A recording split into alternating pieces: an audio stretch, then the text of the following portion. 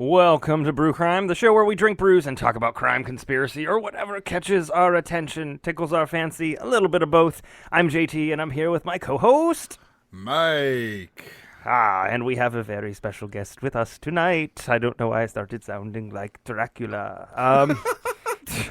And she's going to lay the smackdowns worth of knowledge on us for our theme tonight. Boom! I tried to put some kind of something in there. I said SmackDown. That's what counts, right? Why don't you go ahead and introduce yourself? What is going on, everyone? My name is Amber, aka Jordan Blade. I am a professional wrestler, an independent professional wrestler, and I'll plug all of my social media at the end, because that's typically when you do it, right? Yeah, you can do it now if you want, whatever you want to do. Totally do it now. How about the beginning and the end? That works. So, yes, memory, those things. You can follow me on social media, Twitter and Instagram at Jordan_Blade92, as well as TikTok once I figure out how to work the damn thing. Same handle at Jordan_Blade92. Is this thing on?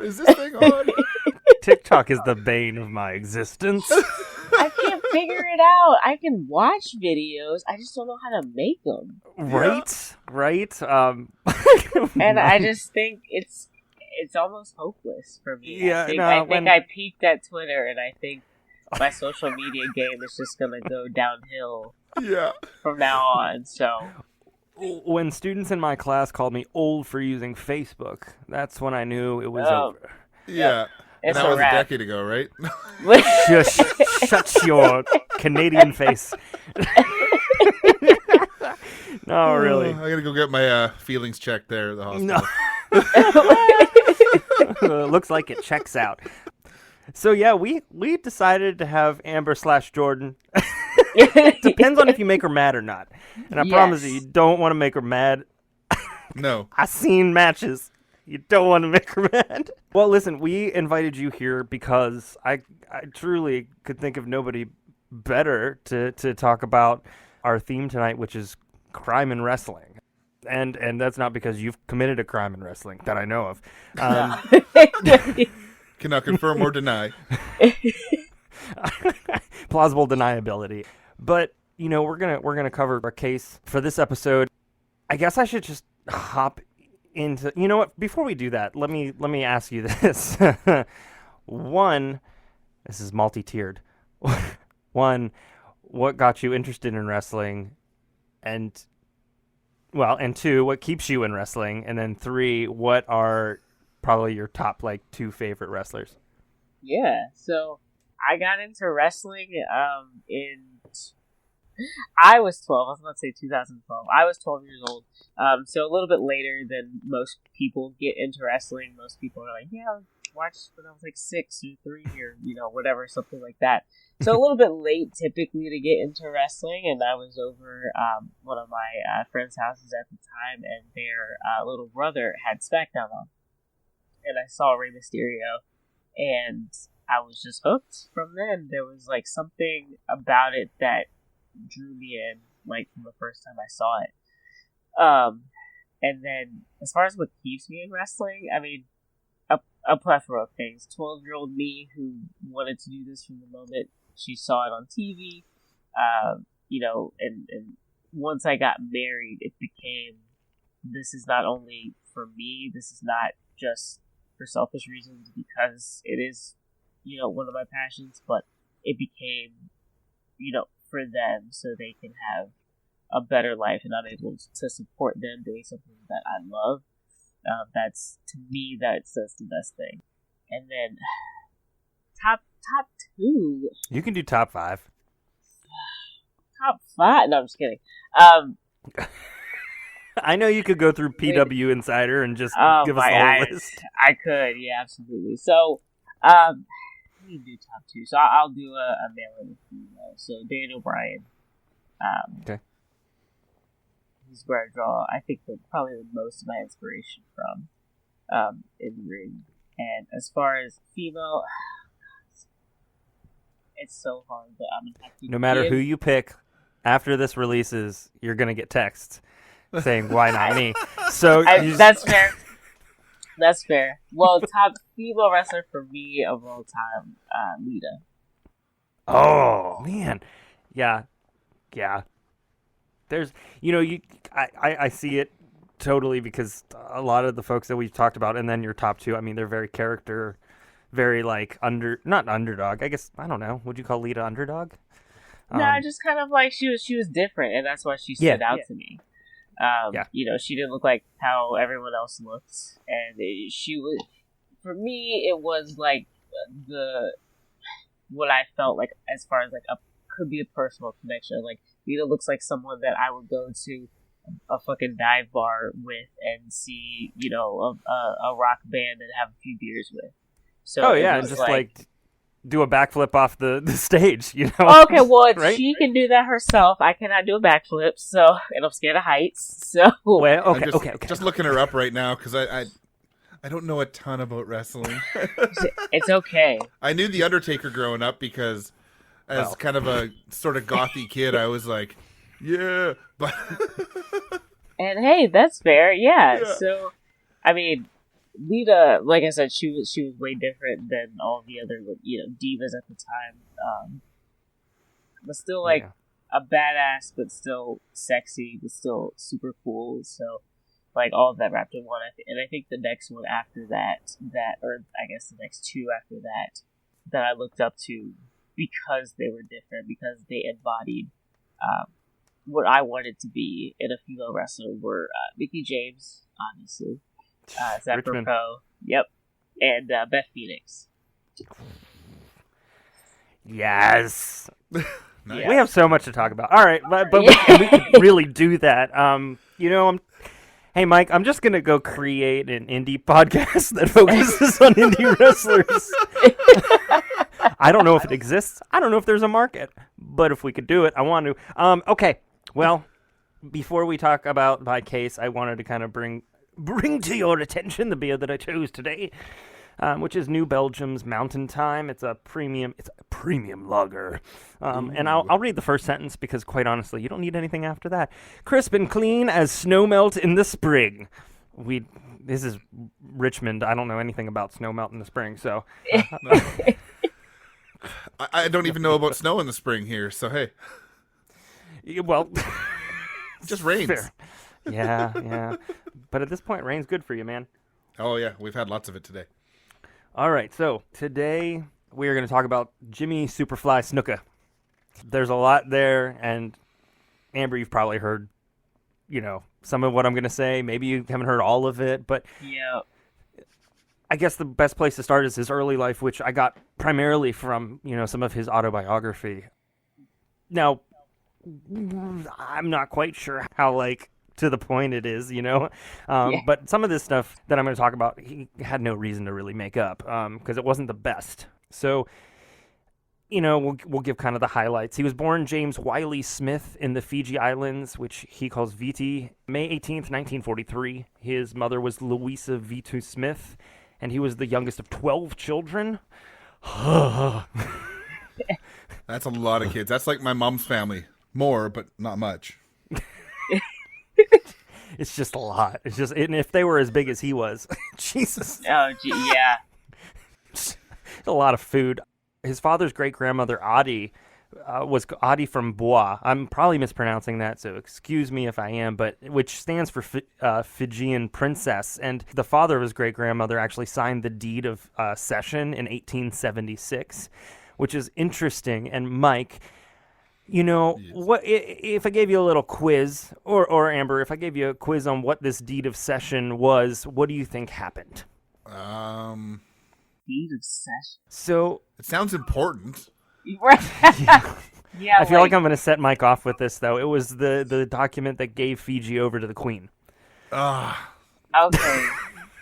So I was going to guess the Declaration of Independence, but that's the opposite. Yeah, that's a declaration of we're now yours. Now we're dependent, not independent. Declaration of Dependence. Yeah, dependency.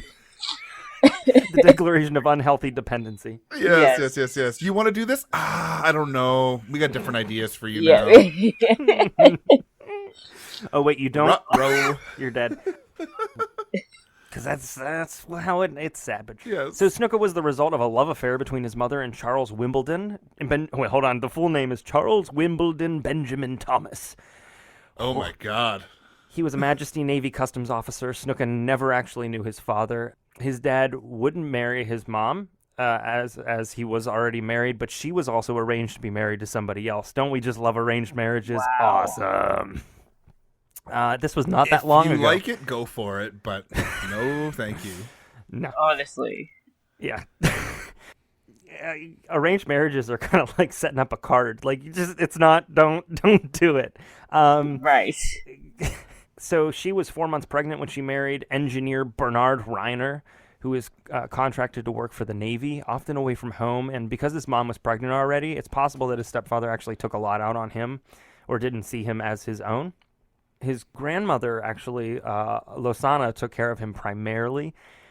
He did have a younger brother who was born 3 years later, and since he was his stepfather's biological son, he was treated way better, way better.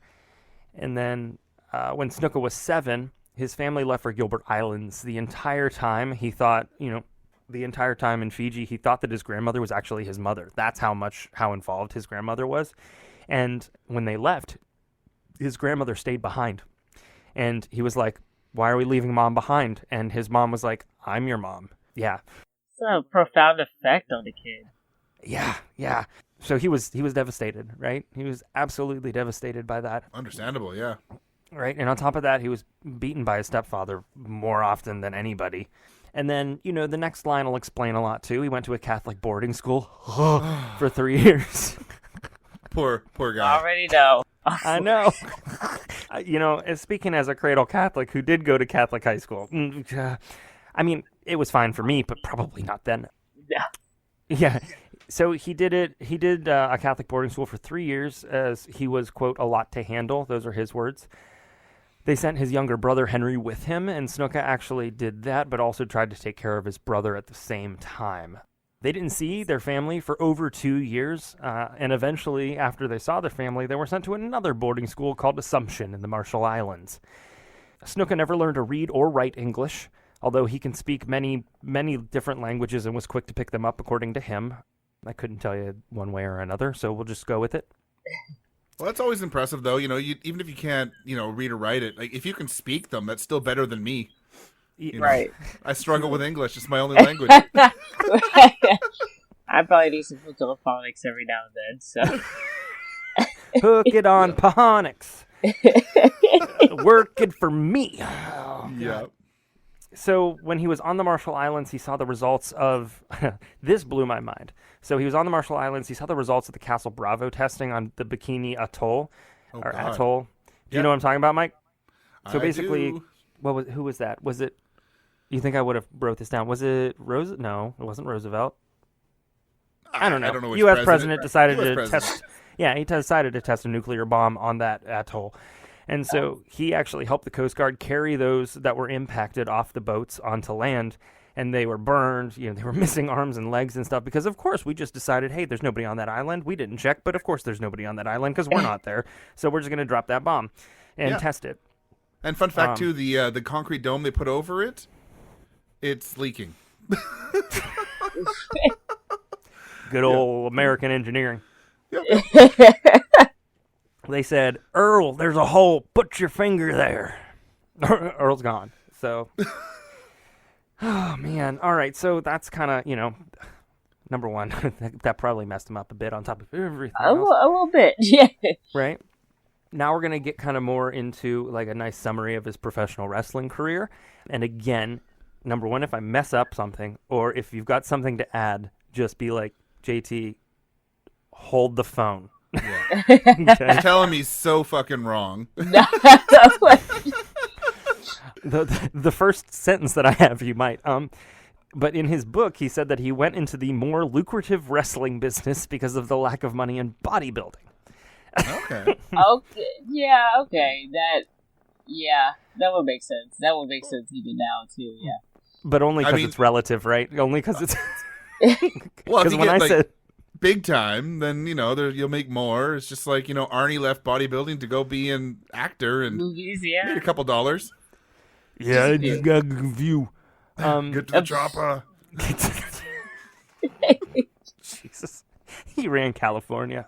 So he met many wrestlers in Dean Ho's gym where he worked. He made his debut as Jimmy Kealoha, fighting Maxwell Bunny Butler in Hawaii in 1970. I haven't heard the bunny gimmick used since then. No, but I bet he could jump high. Maybe that's why. Maybe he was an aerial guy. I don't know. He transformed into Jimmy Snuka upon arriving or during his time in the NWA Pacific Northwest Territory. Ooh, my hood. So, right. So, see, Mike, there was a time when there were territories and there was multiple areas that Amber, do you want to talk about this? Yeah. So, God, and I'm bad with dates, but yes, before Vince McMahon, former CEO of WWE, before it was just WWE, there were territories all around it. I guess you could kind of say akin to the independents now. Just wrestling was bigger 20, 30, 40 years ago. I just tell it like it is. So there were territories. So you had your Texas territories that were kind of like ruled by the Von Erichs, and then you had Mid-South. You had the NWA, so National Wrestling Alliance, that operated out of the Midwest, and then you had. I'm not super well versed on history wrestling trivia, but I didn't expect you to list them all out. Oh well, yeah, the Northeast and all that, and so basically what happened slowly, Vince McMahon started hemorrhaging as he got bigger in the WWF, started basically taking over the territories, and now there really aren't none anymore because it's just WWE and now AEW as far as like major, worldwide wrestling promotions. Yeah, and then there's a bunch of like small independent groups all over the place, but not professional, just semi-professional kind of thing. You could call it that. Yeah, so I mean, and then these places, I mean, obviously don't, they're not traded for stocks or have sponsors or big name sponsors or things like that. They're very much mom and pop, run by one or two people and kind of like just. Losing money every show. So. Not every promotion is bought up by Billy Corgan. Yeah. So I'm just looking we've got a local. It's changed names, I guess, because it's now called National Extreme Wrestling, and it turns out there's a match starting in 18 minutes. Who are the wrestlers, Mike? Come on now, give me the announcer. You got to be the ring announcer. I just found out about this right now, so I don't know. There's Sharif Moreau, Jackie Lee, Miles DeVille, and Sebastian Wolf. I don't know. Oh, and there is some ladies too. There's Vert Vixen, Bambi Hall, and Gigi Ray. Yeah, I wrestled Vert Vixen. There you go. Well, apparently she's getting extreme. What?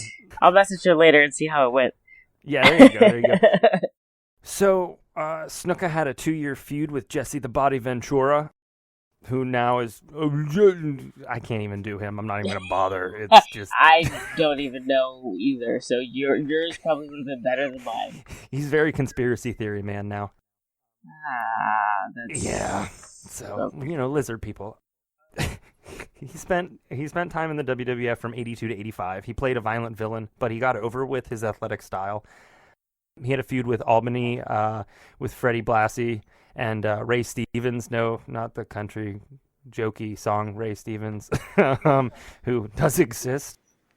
And but overall, he was solidified as a fan favorite, and he did feud. One of his biggest feuds was with Don Morocco in 1983. And this basically led to a defining moment in Snuka's career during an October 17th, 1983 steel cage match at Madison Square Garden. Snuka lost, but he drug Morocco back into the ring, connected with a vertical suplex, putting him in the right spot for Snuka's famous Superfly splash, except this time it was off the top of the 15-foot cage. And it wasn't something that really was done. Now, I don't know if you know about who was in attendance during this match actually in the Garden. Have you heard this? I do not. Oh, get ready, because it's going to make a lot of sense. A lot of things are going to click, because when I heard this, I was like, oh.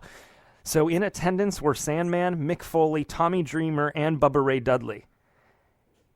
And they each say separately that this was the match that put them on the path to be wrestlers themselves. And, wow. Somehow, like, the connection between Snuka jumping off the cage and then Mankind being tossed off the cage, and, like, I'm just, like, my brain explodes. A great kind of, like, almost dichotomy or parallel moment or something like that. I'm not, but... No, you wonder if, like, they were looking for their, like, Snuka moment, Sure, yeah. I can definitely Which almost sounds like a candy, but... So yeah, because of that match and because of that feud, he was named Wrestler of the Year by Victory Magazine, which later became WWF Magazine. And then following that, as if that wasn't enough, in '84, he had a feud with Roddy Piper, which, Snuka was not very well known on the mic. He wasn't great on the mic, but Piper's Pit seemed to really do a good thing for him. And he was good to be in there with a great talker like Roddy anyway, so... Yeah, quite honestly, Roddy could have carried anybody. He spent time in Japan with other promotions from 85 to 88. He returned to the WWF from 89 to 93. He then did NWA East Championship Wrestling, WCW, the indie circuit, and sporadic WWE appearances up until 2009. Now, holy shit, that's a long career. So in regards to his championships, well, man, when we say sporadic WWE appearances, I think we mean kind of like the Royal Rumble, and he was in for 20 seconds. Yes. You know what I mean? Like, he threw a chair on there. Amber knows what I mean. Yeah.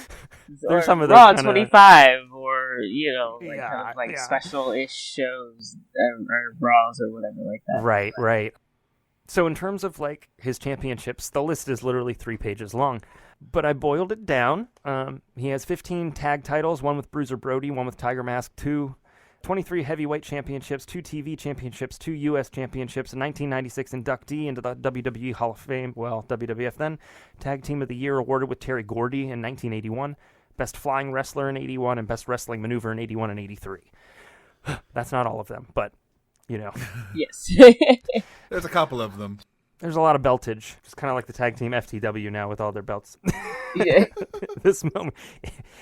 If you're a fan, you know what I'm talking about. Yeah. I hope I'm talking about it right. I don't know. FTR. FTR. See, I went for the win. That's not right at all. I love FTR. Yeah. So one of my favorite tag teams. There's a good reason why they're so successful, right? Yes. And now everybody who's a wrestling fan that heard me all say that is just like throwing shit at their phone. Probably. Yeah, don't worry, okay. guys. I corrected him, so Yes. You can bet I'll never forget it again. That's for sure. Yep. I refuse to be in an ankle lock. In terms of his, family, Jimmy was married 3 times. We're gonna get a little more into this later. They did list names, but honestly, it's not really part of the whole thing. So I try not to say names if they're not important. I don't think his kids need to be out. It's not necessary. So, in terms of what we're talking about today, we're talking about the death of Nancy Argentino. Officially, can't say murder because it wasn't really alleged. Yeah, alleged. But here's a little bit of a little factoid about the time. At the time of the actual incident, Nancy Argentino was 23 years old, 115 pounds, and 5'7". Jimmy was 39, 250 pounds, and 6 foot. He's a big man. Yeah. There's a bit of a power dynamic there for sure. Yes. Like, that's 250 pounds of, like, straight up muscle, too. Yeah. Like, he was a not big an ounce dude. of body fat, yeah. Yeah, it's not like my heading towards 250. Just put it not like my over 250. At the time that he was dating Nancy, he was actually married with a wife and 4 kids who lived in North Carolina. I think they were separated at the time, but maybe not the entire time that they were together with, Nancy and Jimmy. And Nancy said that they were separated, but actually might have been kind of a way to justify the fact that they were together. It's kind of hard to pinpoint those two things. Relationships are weird, y'all. Yeah. Yeah. Yeah, right. It's hard. It's hard. I can't imagine, especially like now, but also then being, a wrestler and married with kids. It's just, it's hard. It's tough. It's a balancing act. I do not always have my shit together. I was just late to work this morning because I was late picking up my son from my friend's house who he spent the night with, who was gracious enough to watch him while I was away. So, I'm like, Yeah. I'll be there at 6:15. I wake up at 6:38. God damn it. Shit, yep. Not only am I late picking them up, I'm hella late for work. That is truly one of the worst things where you wake up, you look at the clock, and you're just like, oh no. Yeah. Yeah. Then do you want to rush at that point? But, I mean, I will say, though, having kids is like a built-in excuse system. You can't use it every time, but you can use it here and there. Right. And, And then you kind of use the adjacent excuses of, like, bodily functions in kids, and then, illness in kids, and then behavior in kids. Like, you got the whole gamut. It's nice. Oh, heck yes. Yeah, you got some choices. So, this has been endorsed by... I'm just kidding. The Brew Crime Parent Council. Yeah. We should charge. It's headed by JT because I don't have any kids. We should charge for our services. I'm going to be the Oprah. Like, you get a kid, and you get a kid, and you get a kid. Or you get an excuse, and you get an excuse, and, Yes. Yeah. Oh, we're going to go to 1983 now, everybody. Everyone's got an excuse under their chair. How did you fit them all under there? Jeez. And who do I need to call to report it? So, in 1983, Nancy lived and worked as a dental assistant in Brooklyn. She became a fan of Jimmy after seeing him at Madison Square Garden, and she became his girlfriend, only to, also eventually accompany him while touring. And there's a good reason that she accompanied him, and we'll get into that in a second, or in a bit. Nancy's childhood friend Ellen was engaged to Johnny Rods, who was a journeyman wrestler and trainer. Oh, you know the name? I believe so, yeah. I feel like a few people that I know in wrestling trained under him for a while. Cause, was he a trainer in New York? The New York area? Maybe I'm thinking of something else. Or someone else. He trained Tommy Dreamer, Bubba Ray, Big Dick Dudley, Devon Dudley, Bill DeMott, Vince Russo. Alright. Okay. These are some boring names, damn it. Like, get some good wrestling names. Well, Vince Russo may be a whole other episode, but... I don't know, bro. Jesus We can't. Christ. I don't know. I'm afraid I'll be blacklisted forever. Or I'll get a bonus from WWE and I don't even work for him. He's not succeeding at that. I don't even... Do y'all realize, like, wrestling's like one of the coolest things I've ever done. It's also one of the most sophomore things I've ever done. That's a big word for us this late. Because people don't know how to act in wrestling, namely men. That's not a surprise. Like, it's just like, why? What are you doing? I'm lucky that the majority of fellas that I've met in wrestling are decent humans, at least that I've interacted with, that I know about, because it could be very well the opposite. Yeah. But I would imagine that there's a level of toxic masculinity in and around, and that's not for everybody. That's not every promotion. There's always that one kid, and I'm guessing there's always that one person. Well, I mean, you often get with, especially men, but with all that testosterone and all that, like, aggression, you get some kind of interesting people sometimes. It's not always good, right? Yeah, and I mean, the personalities in wrestling are off the wall, over the top. I have a lot of very, very good friends in wrestling, and so I try to stick with them or whatever, but wrestling is just... I love it, and it's very frustrating sometimes, but it doesn't have to be. I bet. People make things harder than they need to be. If you crossed out wrestling in what you just said and add podcasting, really, literally, truly, like, obviously, I'm not like getting slammed to the ground, and I'm not saying that it's physically difficult, but in terms of personalities, yes. Oh yeah, there's definitely some personalities. Yeah, that thing exists. Okay, see, y'all about to just blow my mind and open me up to a whole new world. Oh man, a whole new world. Oh, okay. Come on, Harmony. I'll play Aereo for you. Okay. Oh my god. Oh my gosh, let's get back to Nancy. Well, she didn't have that, but she had a childhood friend, Ellen, who was engaged to Johnny Rods, who was a journeyman wrestler and trainer, and that's how she was introduced to the sport itself. Now, Nancy's family found Snuka to be very isolated, keeping only to himself, speaking only to Nancy, very quiet, kind of sit in the corner. At one point, Nancy's parents were actually away, and Louise, Nancy's sister, joined Jimmy and Nancy for Chinese food. At one point, totally unprovoked, Jimmy put his hand up to Luis's throat, like almost like a dark Sith Lord choke, but really close, indicating that he could easily kill her. Which, red flag. Just a baby one, just a little just one. a tiny, Just a bitty one. but like. It gets better because Louise left the room because of course she did, and she told Nancy, she said, she needed to get rid of Snuka, but Snuka was like, I'm gonna make amends to Louise, I'm gonna fix this. So he offered her a big old bag of cocaine. Okay. Making it snow. Like, You know what? I wish I could see my face right now, but I mean, it's both non-surprised and surprised at the same time. right, like I expected, but it's just still like, sometimes that like people say like the punishment doesn't fit the crime. I don't think the apologetic gift fits the crime here. No. But No, here, whatever. have a felony. Right, yes. Yeah, no, and I mean, it's well documented and it's well known that Jimmy had a cocaine problem. It's not mind-blowing news. So Or anybody of that era. Really, that's true. That's true. Yeah. Let's not single out just Jimmy. Yeah. And I wouldn't just say wrestling. I'd just say entertainment in general. That's fair. Yeah. Yeah. Yeah, at the same time, the cast of SNL were doing rails. Like, yeah. And your favorite musician was in the bathroom before the show doing a rail. Like, it's just, it was happening. Yeah. Are you telling me the Who were doing drugs? Not the Who. The Who. I mean, shit. If you didn't think Pink Floyd was doing all kinds of shit. Yeah. LSD probably on stage. I can see that, truly.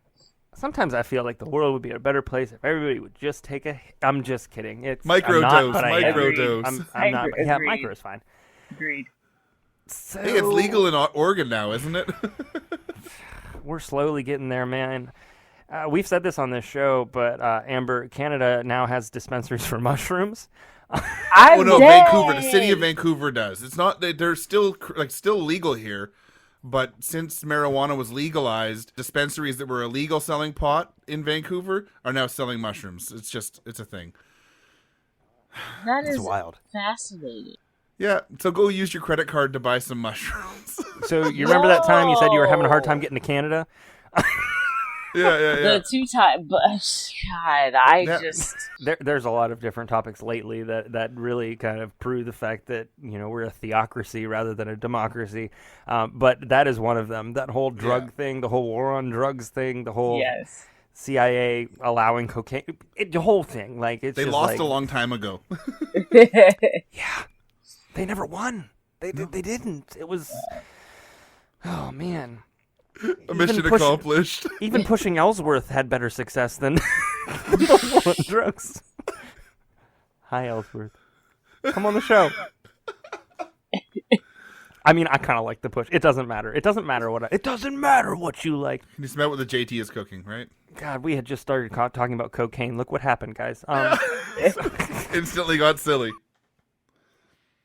So what we're going to do from here on out, we're going to talk about the history of issues that Jimmy had with Nancy, and they weren't together for very long, so this history is limited but also very telling.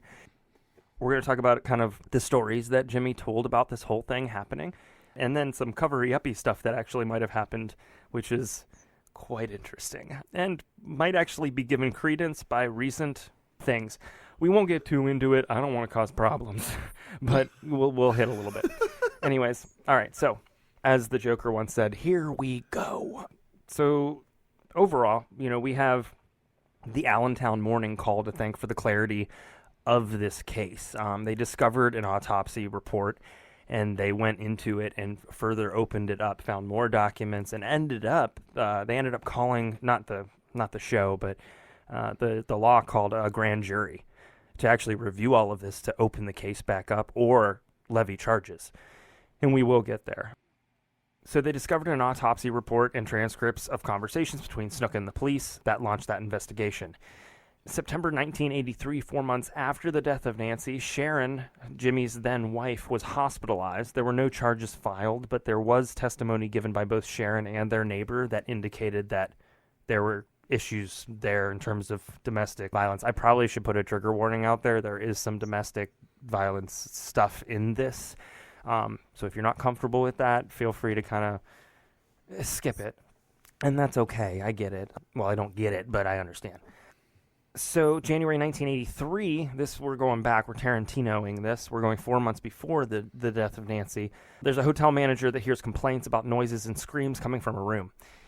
He arrives, and it seems like the voices kind of died down, and it was over. He heard, "I'm sorry I hit you," so it kind of seemed like everything was, as the Rugrats said, back to Norman. If you get that reference, and you're a 90s kid, I salute you. It's one of those things, though. If he's saying that he's admitted it and the person heard it, like, maybe intervene anyways. Like, right? Yeah, but if you know it's Jimmy, I don't know if I'd intervene if I had, unless I had. Well, to. don't you call the cops? Like, yes. Unfortunately, yeah. like, if there's domestic violence, I mean, I'm not big on calling the cops, but if there's domestic violence, call the cops. Like, Yeah, and unfortunately, it can go bad so fast. Yeah. As we know. And I think we have to remember, this obviously isn't an excuse for anything, but it was 1983, right? Yeah. There's a lot that wasn't talked about, that should have been talked about. There's a lot that should be talked about now that isn't talked about. So yeah, totally. 83 Yeah. is a long time ago. And it's not to excuse the actual violence that happened. It's more how the manager handled it, really, and what he knew to do, I think. So the noise started again. The neighbor said that they were raising hell and a male was beating up a female in the room. And when the manager returned to the hallway, he saw Nancy outside of the door with a bed sheet around her, literally only a bed sheet, and Snuka was trying to force Nancy back towards the room while Nancy was yelling for help. So the manager called the police, as one does. Yes. The police arrived. Here are some quotes from the situation. So one of the big ones that I have is from Cynthia Porter, who is actually an officer in training. I cannot imagine training as an officer and being sent to this call. Yeah, wow. A huge dude like that. Yeah. So she wrote, "I moved to the other side of the doorway and saw a woman on the bed against the north wall of the room lying down, crying and huddled in a fetal position. And at this point, Snuka attempted to close the door, but I started to talk to him about letting us in or her out. At that point, he opened the door further and walked towards the rear of the room, and the female got up wrapped in a bed sheet. She moved away as he strode towards her. At this point, he began to yell that if she wanted to leave, go ahead. So I told her to come on out, and she ran past him. As she did, I moved in front of the doorway, and the male ran towards me and struck me in the chest area with his left forearm and pushed me against the wall. Recovering from that, I observed that the male had grabbed the female by her hair and was dragging her face along the wall on the north side of the building." Oh, my God. Yeah, so basically he clotheslined an officer, right? Or he threw a shoulder into it. One of the deputies out of the several and 3 dogs that arrived said, "I got a handcuff on one hand and he had the female by the hair with the other, which was his right hand, and after several seconds of struggling, he released his grasp on her." It literally took multiple police and 3 dogs to take him down. Man, that's usually the amount of force you need for someone who's on some really crazy drugs. I was going to say, I mean, he was super strong, but that also could be the case too. I mean, that's like when you hear about people that are on a crazy amount of meth or something, and they fight the cops, and it takes like 10 cops. Like, that's kind of what it sounds like. Or like multiple charges of the taser. Oh, yeah. That always blows me away, where it's just like, all right, man, do it again. This is fun. There was one kid that was, speaking of true crime, there's one kid got arrested, basically killed this couple because he was delusional or schizophrenic or something like that. I think he was also high on drugs or whatever, but he was just walking and they were just sitting out of their garage, the garage open, and he attacked them and he was eating pieces of the husband's face. Oh. And the cops like came or whatever, and they tased him a few times, and he just didn't even faze him. He was still eating this man's face. Untreated mental health issues and then hard drugs can be a horrendous combination. Yep. Yeah, and like the failure of that system that we we have that's much better than it used to be, but that's not saying much. But much better than nothing is still not great. Yeah, it's true. Yeah. But then like trying to do the drug thing to seek an escape from the issues that you're having mentally or otherwise, you know, it just compiles. Yeah, just the lack of access to mental health resources. Yeah. Unfortunately, like addiction in general usually comes out of trying to escape something. You know, if it's something that, you know, your life isn't going great for whatever reason, if it's a job issue, it's a mental health issue, it's a family issue, it's usually escaping something. Yeah. And then it can go really bad really fast. Yeah. I mean, people rarely seek meth out because they're bored. Yeah. Right. You know what I mean? Like, right. And that sounds like I'm being glib, but I'm not. Like, No. people really are trying to escape something, and there's a lot. You know, we could do a whole series on that. I'm pretty sure Robert Evans from Behind the Bastards already has a couple of times, but you know, here we are. So after that after that conflict, Nancy complained of neck, head, back, hand injuries. She went to the hospital. It seemed like she was going to press charges against Snuka. She had signed a release form to share her medical records with the sheriff's department, but by the morning, she said nothing happened. Her sisters have no idea how that changed or what changed or, you know, if she was contacted or reached out to or what. Fear. Yeah. Snuka's lawyer, James Sparks, I couldn't come up with that if I tried, said that Nancy swore she was not seeking prosecution against Snuka, because of course he did. Snuka wrote about the instance. This is what gets, this is wild to me. So in his book, Snuka wrote, quote, "We were drinking and having a good time when all of a sudden the police burst into our room. I don't know why they chose my room, but maybe mine was the first one they passed. But they did." What? Maybe it was the yelling and the violence. Right. It's kind of one of those, like, his word in 2012 against the sworn testimony of a police officer in 1983 as soon as it happened. Yeah. It doesn't gel. So I knew I was going to have a problem with this word, the Onondaga. I'm pretty sure this happened in Allentown, PA. The Onondaga County Sheriff's Office doesn't have, like, any trace or explanation as to why she changed her mind, but the file found points to a kind of one reason. There's a single sentence summary from the phone interview between Bronstedt and Romanenko, who were kind of the investigating officers, and it read, quote, "Vince McMahon tried to talk her out of making the complaint against Snuka," end quote. Dang it. One of the most ridiculous sources for this kind of was, so, you know, media is so awesome today. We love media and news. It is fantastic. We can rely on it. It is awesome. Yeah. Well, you know, back in '83. Can we? What? I don't know. I don't think it's even a question anymore. Actually, if you keep asking me questions over and over again and wear a bow tie, you're basically Tucker Carlson. And so we can keep doing that. I'm not asking another question then, because I don't want to be equated to him. You don't want to be Tucker Carlson? No. So basically the Syracuse Herald-Journal had a piece that came out that said, judging by bare facts, it was quite a match. Basically what they did was they totally focused on Snuka and the fight between him and police rather than the actual reality of the domestic violence. So he escaped legal and public opinion for the most part. Wow. Now, overall, that article was actually right on point, but it spent so much time focusing on the match rather than, and I call it a match, but there's so much focused on that violence rather than the actual domestic violence that, you know, it didn't circulate very far. So he was initially charged with felony assault in the second degree, resisting arrest and obstructing government administration, and he ended up pleading down to a misdemeanor assault in the third degree. Hard stop. That's it. That's all he got. Now, I mentioned Mr. McMahon earlier, and I just want to give some context. I didn't want to just say it and then not offer context and be a lot like Alex Jones. I wanted to actually give some... Wait. You gotta yell some more and have some veins popping out of your head to be him. Buy my vitamins. I'm coming after everybody. I'm coming after everybody tonight because I'm just in that mood, damn it. So let's kind of take a second and kind of talk about, why this might have happened in terms of, what I said about Vince. Snuka and McMahon's positioning is really vital in order to kind of make the above make sense. Snuka was he was a cliff diver. He was a cool dude. He was a big dude. I like big guys. I like big sweaty dudes wrestling. Anyways, so he was the guy. He was the guy in the Northeast. Folks either loved him and gushed about him, or they loved to dislike him, but it didn't matter because they loved to talk about the epic jump off the cage, and they mimicked it by jumping off their bed or their dresser onto their younger brother. You know what I mean? People loved Snuka, and so he was a top guy.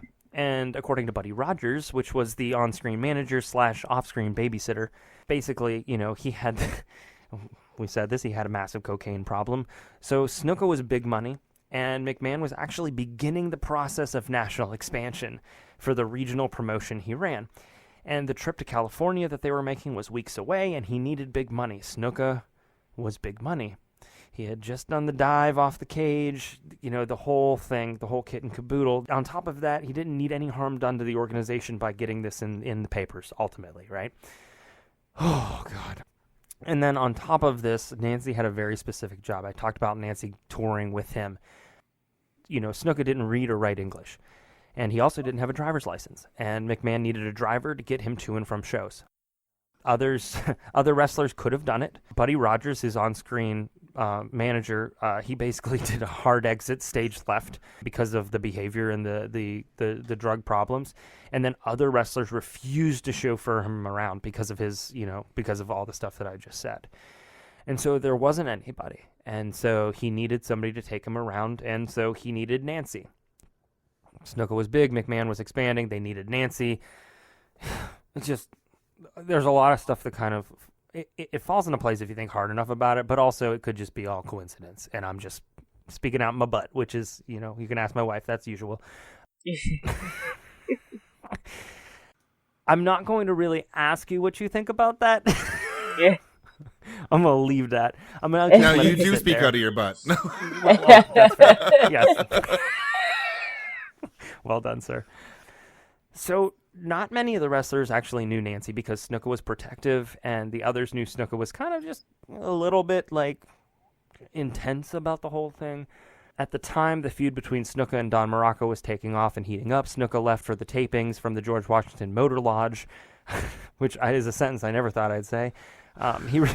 He returned once, and he left for a few hours again, returning that night. I think he left again for taping, because at that point, I don't think live was the thing. The people who showed up, it was live, but then they taped it, right? Am I crazy? I believe so. Yeah. I don't know. That's what Peacock tells me when I watch them.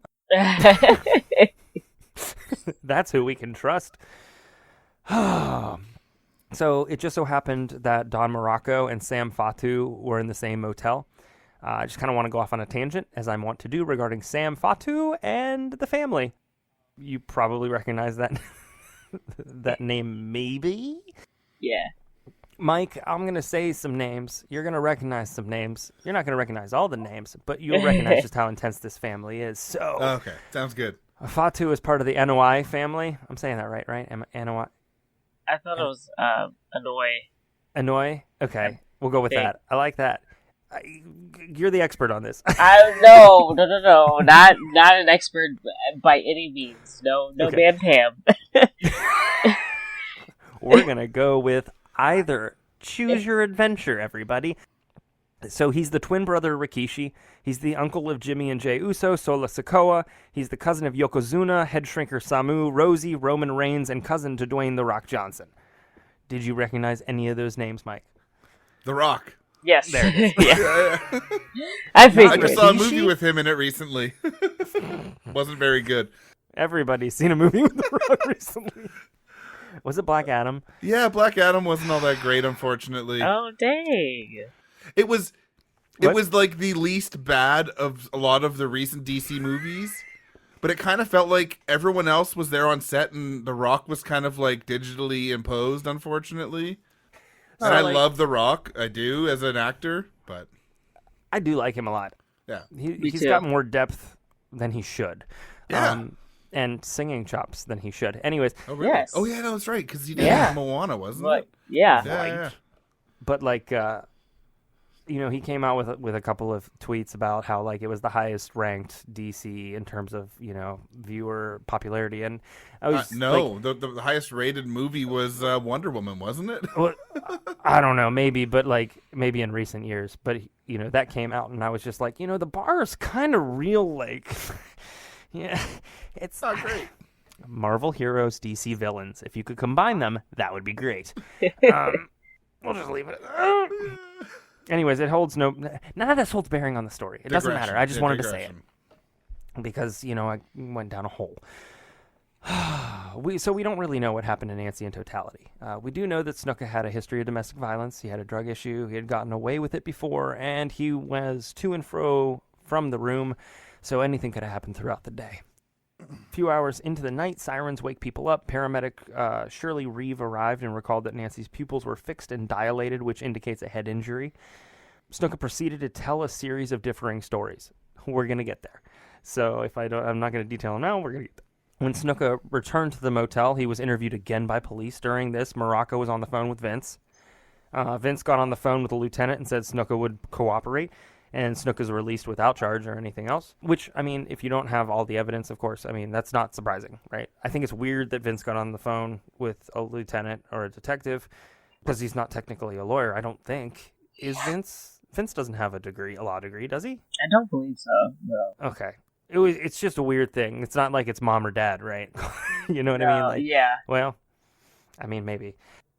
So during Nancy's funeral, I'm skipping. I'm going to skip kind of a little bit around. But during Nancy's funeral, he arrived in flip-flop shorts and a tank top, which is kind of on brand. But what isn't is that, he said that he offered condolences to Nancy's mother, but the family disagrees. They say that he actually walked up to Nancy's mom and said that Nancy looked terrible. Wow. Which is quite something. The family believed that something more happened and maybe, maybe he wasn't wrong, but because the Undertaker, not the wrestler, the profession, that'd be really weird, wouldn't it? You rang. They said that the condition she was in was so rough that they had a hard time making her presentable. Yeah. And I know that that's really hard to say, but it's hard to hear. But really what that tells you is that there's a lot of shit that went down that day. Like a lot. And so the investigation happens. During that time, Jimmy does his famous Superfly splash off the top of the cage during the investigation. Eventually, 2 detectives arrive at Nancy's family's house to let them know that the case was closed and that it was ruled an accident. I'm not quite sure how, I'm gonna list out the injuries that were found by the autopsy, and you can tell me whether it was an accident or not. The Argentino's family pursued a wrongful death suit and were awarded $500,000. Snuka never showed up to the suit and up to the hearing, and he never paid it. So they never got it. Jeez. They never got the money. So there's that. In terms of the aftermath, it wasn't until 2015 that the case was officially reopened. A lot came out of this, and it was thanks to the show that I mentioned earlier that uncovered and pushed for more to be done. So here's a couple of things that came out of that, and I'm pulling from the grand jury recommendation documents because I was actually able to find them. I was like 3/4 of the way through writing, and then all of a sudden, boom, they showed up, and I was like, oh now you're gonna give me like firsthand stuff. Yeah. So the autopsy report was found and it indicated the following. Cause of death was craniocerebral injuries. The final anatomical diagnosis was not only were there craniocerebral injuries, but there were multiple scalp contusions. There was, I'm trying to turn this into phrasing that everybody gets. Left occipital, so in eye, there was a skull fracture around the eye. I've only spent so many years technical writing for healthcare, but I don't catch them all. There was a hematoma on the head. There was hemorrhage around that area, too. There was terminal aspiration, bronchopneumonia, which at some point she choked on something. There were multiple contusions. There were bruises bilaterally, arms, forearms, abrasions and contusions of the back and buttocks, and innumerable contusions of legs, forearms, feet, abrasions of the lips. So, y'all. It sounds like a horrendous fight. Like a horrendous fight for her life. Yeah. I'm not quite sure how accident fits into it. The opinion of the coroner was that it was, death attributed to the craniocerebral injuries. But, The pattern's consistent with a single moving head multiple striking a stationary object, but it's not consistent with, a single fall. No. And so the multiplicity, the magnitude of the injuries, they said this in the autopsy, suggestive of mate abuse.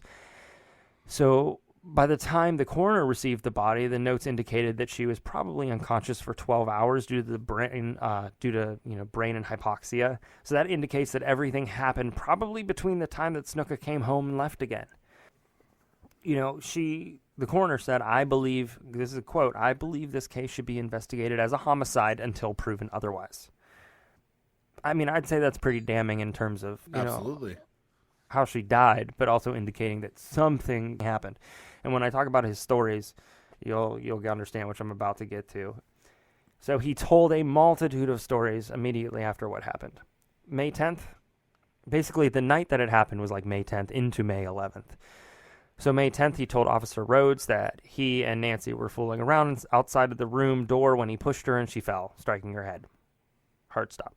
Same night, he told the paramedic that he and her must have wrestled a little too much last night and that she hit her head on the concrete last night. The next day, he told the doctor who was working at the ER that they were fooling around, pushing, shoving outside the motel room. When he pushed her, she fell, striking the back of her head. She lost consciousness, and he picked her up by the arms, and she came to. They went into the room and went to sleep. The next morning, they began fooling around again with the victim, and he said a, quote, light slap to the face. I don't understand. They went back to sleep, and then he got up around noon and went to work. Then he told Susan St. Clair, a nurse working at the hospital, that they got into town late the night before, and they were both very tired. They got into an argument. He pushed her. She fell back and hit her head. Okay, I'm not going to go through all of these, but there were literally 7 initial stories that aren't the same within 48 hours, and then once his book was written, he continued speaking about it, and there were different stories every single time. Wow. So the book, into those interviews and stories, it was well known that Snuka had some kind of dementia happening, near the end. And so that would kind of explain not being able to tell the same story twice. That explains that. But 48 hours, 7 different stories, to include, he told somebody that they had stopped on the side of the road while they were traveling to pee, and while she was peeing, she fell over and hit her head. And the autopsy revealed that there was no indication that there was gravel, there was any contact with a roadway. So all of these stories don't match up, and you don't have to be Columbo to know that what is happening. I wish I could do a Columbo accent. I can't, but It takes some balls to write a biography after all of this and talk about it. I mean, this is O.J. Simpson level, brazen. Yeah. It is. It's a lot, especially years after you were asked to pay $500,000 to a family and you never did. Mm-hmm. So there's that too. So this. What I mean, not asked. He was ordered to pay. Very true. I'm not quite sure how that all went down. So every interview and meeting was absolutely documented and transcribed. There were no concerns about that, except for one. So there's no transcript for the meeting between Snuka, the detectives, and Vince McMahon. That's right, Vince showed back up. I can't tell you why. So it was reported by Snuka himself that Vince was carrying a heavy briefcase into the interview room, and he said everything was going to be fine and not to worry. Which is a tad conspiratorial, I realize that. But also, it literally is the only interview or conversation that wasn't transcribed. The original investigation went cold June 1st, 1983, after the follow-up interview with Snuka and Vince. Oh, man. So August 5th, 2015, the grand jury, having read all the evidence and information, recommended the arrest of Jimmy Snuka for the crime of criminal homicide, and on August 31st, he surrendered and was arrested on charges of murder in the 3rd degree and involuntary manslaughter, with the bail set at $100,000. He would have to pay only 10% with the surrender of his passport to be out on bail. Reopening the case and calling Snuka in marked this as the judge's oldest case to ever be recalled or opened back up. That's an interesting tidbit. It's the oldest case to ever be reopened. Yeah. 80, it's 30 years old, pretty much. Oh, okay. Yeah, so his health at that point had deteriorated. I mean, horribly, absolutely horribly. I think he had stomach cancer, I believe. He had dementia, etc.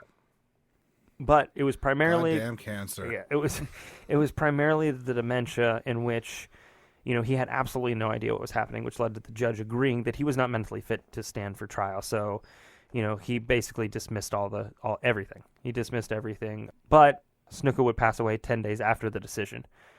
So it's unfortunate because he definitely should have stood trial and should have spent a lot of time in jail. But by the time they reopened it, he was no longer fit. Like, that's just unfortunate. He got to live his life until he couldn't anymore. Yeah, I mean, it's, at a certain point, with dementia, that person's no longer that person. And so at a certain point, it doesn't even make sense to put them anywhere because they truly don't remember, and they're probably not themselves anymore. Yeah, it's tragic all around. It is. Yeah. It really is. Because there was no real resolution for the family and friends of Nancy, nor was there clearing his name, if he was innocent, right? Everything points to one way, but I can't say one way or another because there was never proof. Yeah. Well, there was proof, but, Yeah. it's complicated, right? It has twists and turns. Vince McMahon's involved. There's a ton of stuff going on. Yeah, right. You know what I mean? Like, who knows? It wasn't a work. We'll put it that way. No, yeah. And honestly, truly, like, the last thing I want to do is, like, call out Vince on the show. He's retired. He's done. But taking some of the things that have kind of come up, plus this, and putting things together, and I'm just going to let that go. So that's where I'm going to stop, because I don't want to catch on fire. I don't.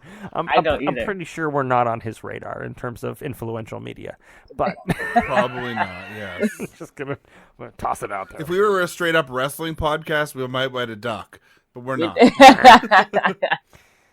So that's truly the case. I know it's kind of a sad case. If I say kind of, I mean it's sad. It's true crime. Goddamn, Of course it's sad. yeah, it's a goddamn sad case.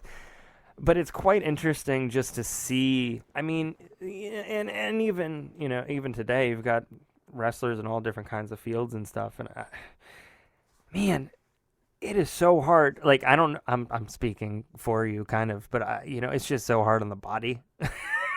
Yeah. Yeah, and I think, people that are in wrestling now, and myself, trying to make it better and safer.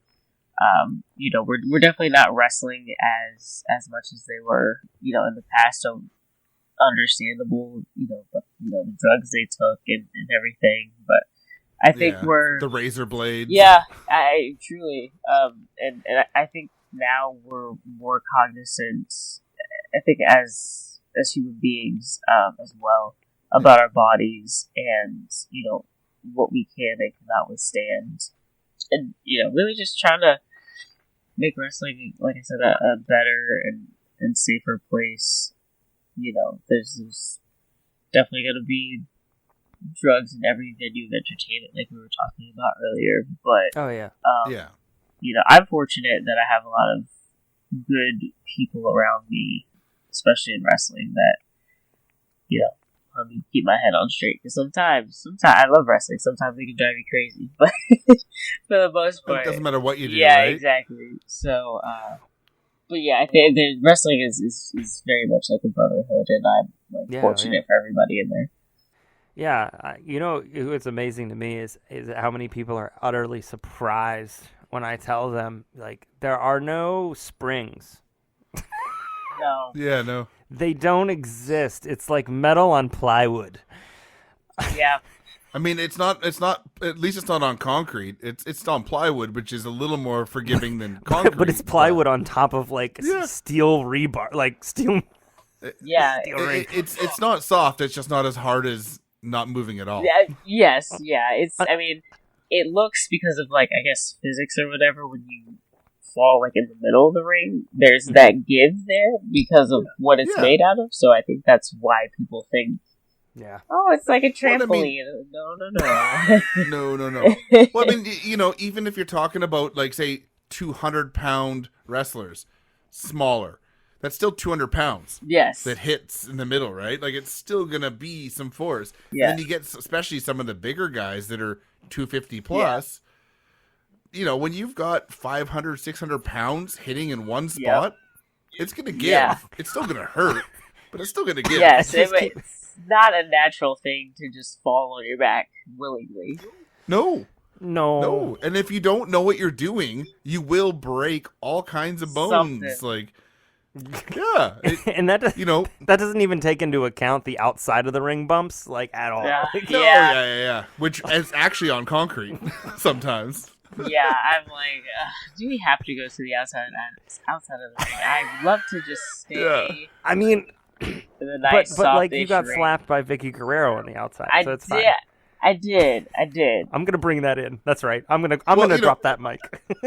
Hey, I'll say the slaps and the punches and stuff on the outside of the ring is different than drops, because if you're dropping on a completely unforgiving surface, it's a little worse. Yeah, you can just hear the thud. You can hear the lack of give where that happens. Yeah, at least put down some yoga mats or Something. shit. At least something. Yeah. But still not great. Those little thin blue little mats. It's better than concrete. It's not much, but something. Because it's literally, it's mat to concrete. Yeah, truly. I love watching Cobra Kai. At least some Taekwondo or karate mats or something, but it's still gonna hurt. Amber's jujitsu. Yes, There we yeah. go. Mm-hmm. Yeah, Nice. when I started jiu-jitsu, I started after I started wrestling. When we would do break falls, I pretty much already knew how to do them because I had bumped in a wrestling ring. So Nice. Yeah. All right, so let's wrap this thing up, and Amber/Jordan Blade. Can you tell us where you can be found? yes, again, I can be found on Instagram and Twitter and TikTok-ish at Jordan_Blade92. I'll figure out TikTok at some A little point. tick, less talk. It's Yeah. Yeah. And I don't know if you know, this episode is going to come out on November 8th. Do you have any upcoming shows soon after that? Well, so next weekend I'm in Chicago, Women's Wrestling Army Pro Wrestling Vibe on Sunday, and then I think I have a weekend off. And then the 20th I'm at Paradigm Pro Wrestling in Indianapolis, and then the following Sunday, the 27th, I am at Beyond Wrestling in, I believe they're going to be Massachusetts or Rhode Island. I should know this. For it's one of those. They're close enough. Yes, for Motherload, it's going to be myself and my tag team partner Elo O'Neill, the Kings of the District, versus Waves and Curls. So, and this is part of the T4 Summit to crown the first ever independent World Tag Team Champions. So, I'm very excited for that one. Where would people find this information online? So stay definitely to my Twitter. I am all over there almost all the time. Definitely stay to my Twitter at the very least. But they can find a lot of your Awesome. matches and previous stuff on Fight TV, right? Yeah, so either Fight TV or IWTV. IWTV I describe as the Netflix of independent wrestling. So independent wrestling companies a ton of them are on IWTV. You pay a monthly fee of I think $8.99. Again, akin to Netflix, and you get the whole library. For Fight TV, Nice. It's the pay-per-view model. So you'll buy the one show or whatever for a fee. Sometimes there's a bundle if for example GCW is running 3 shows in the weekend or something like that. But that's the pay-per-view model. So. You can find most of my matches on IWTV or Fight TV. You can find some of my most recent matches on YouTube, namely Enjoy Wrestling and some WWR and Beyond shows that are on YouTube. There's all kind of belts. Search Jordan Blade. You'll find it. Yeah. And she didn't say this, but she spent some time on AEW Dark. She will not say that, but one of the massive promotions, she has been on AEW Dark. So check out their YouTube. There's a lot of good stuff. It's fun when I hear Big Show saying your name. That's good times. Crazy. It's surreal. So surreal. So I think we'll wrap this one up. Thanks for joining us. Thanks for tuning into Brew Crime, and thanks so much to Jordan Blade or Amber for joining us. We had a great time. You can find us on all social media platforms at Brew Crime. We have a Facebook group at Brew Crime the Group. If you would like to support us, head to patreon.com/brewcrime now. Money goes towards upgrading equipment and making the show that much better. You get one bonus episode per month, as well as early ad-free access to our episodes. So shout out to our Patreon supporters, Brew Crime Nana, 3 Beers In Podcast, and the Faves of Our Lives. Bye. All cases on Brew Crime are written by Mike and JT or a writer we credit on the episode, and sources are put into our show notes for each episode. We always want to give credit to the people that research the cases we talk about. Check out our store at tpublic.com/stores/brew-crime-podcast, where you can purchase gear like t-shirts, phone cases, stickers, pillows, and all kinds of other cool stuff. Brew Crime's intro was created by Mike using Creative Commons Attribution licensed audio from purple-planet.com, soundbible.com, and freesoundeffects.com. Logo designed by Ben Greenberg. Thanks for listening to this episode of Brew Crime Podcast.